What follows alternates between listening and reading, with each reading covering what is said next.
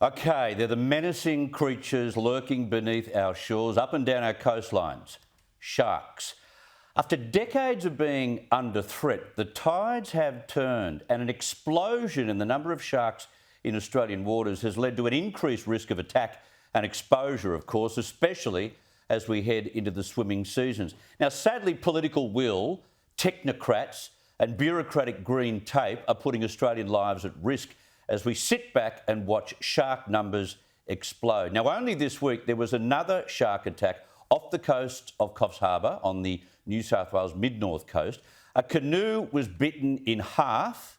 The paddler was rescued by a passing boat, which ironically was on the water installing a smart drum line for sharks. The local yacht commodore in Coffs said afterwards that sharks are out there in plague proportions. One man who knows Sydney's waterways like the back of his hand is Roman Butchaski, a professional fisherman and fishing commentator. He's in the studio with me right now. The Commodore, Butch, said yes, they are in plague proportions along the mid-north coast. That is not the first time that I've had that said to me.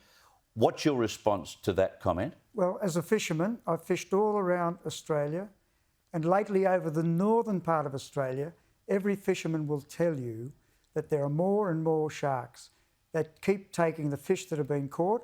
They're in plague proportions, and the furphy, that they're an endangered species, it doesn't hold water, because around the world sometimes, some places around the world, they are endangered. They've been massacred, they've taken their fins off, but not in Australia. There's been no commercial fishery for sharks for a long time in Australia, and there's been an outright ban on great whites for decades now. So tell me about the numbers of great whites in particular. Well, okay. By their own figures, by the Department of Primary Industries figures, they've tagged over 850 sharks, great whites, a few tigers and a few makos and a few other fish. And it's not restricted to South Australia, right? Anymore? Oh, no. This has been a total ban all around Australia for great whites. So it's no wonder that there's more great whites. And of course, because it's decades since they've been able to be caught, they're getting bigger, aren't they? And the smaller sharks, they mainly feed on fish and squid. When they get bigger, they start targeting mammals. What mammals? Whales, dolphins, seals. What's the last mammal that swims in the water? Us. Exactly. Yeah.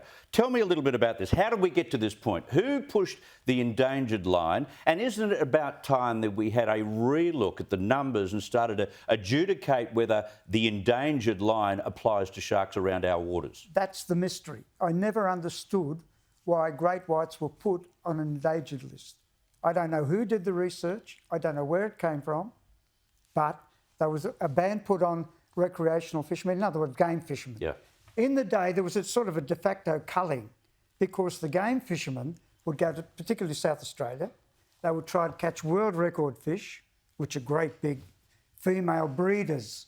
They would kill those and weigh them and send them off photos and get world records, right? So there was a sort of a de facto culling, you see? But once that was stopped, no culling. So what happens? Of course you're going to have more great whites, and they're going to get bigger and bigger, and they're going to start eating people. Okay, are politicians, and I'm talking about all levels now, are they too scared to make a call on this because of angry greenies? Do you think that's... Absolutely. There's no doubt about it. They're enthralled to them. They're terrified of them. The other day there was a good thing that happened, because a Green mayor in Waverley decided, let's get rid of the shark nets at Bondi. Yeah. But the government overruled it. Yeah. So that's a sign that they're... I mean, these people say, well, the nets are catching other fish rather than, turtles and whatever. But I put the life of a human being ahead of a turtle, don't you? We're a supreme species.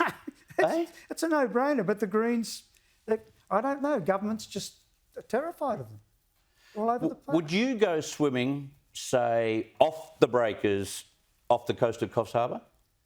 Not anymore. There was a time we'd surf all up and down the New South Wales coast. We'd go surfing, the old surfing safari scene with all the But you wouldn't do it now? I'd think twice, especially in, the peak periods, early morning, late afternoon, or the other factor is big schools of fish. If there's schools of salmon and mullet... Would you swim in Sydney Harbour? I fish in Sydney Harbour all the time, and I wade in Sydney Harbour all the time. I know for a fact there's over 150 bull sharks in Sydney Harbour, but they tend to stay in deep water where I don't sleep. Butch, you've enlightened us. You've scared us too. Thank you very much for your time.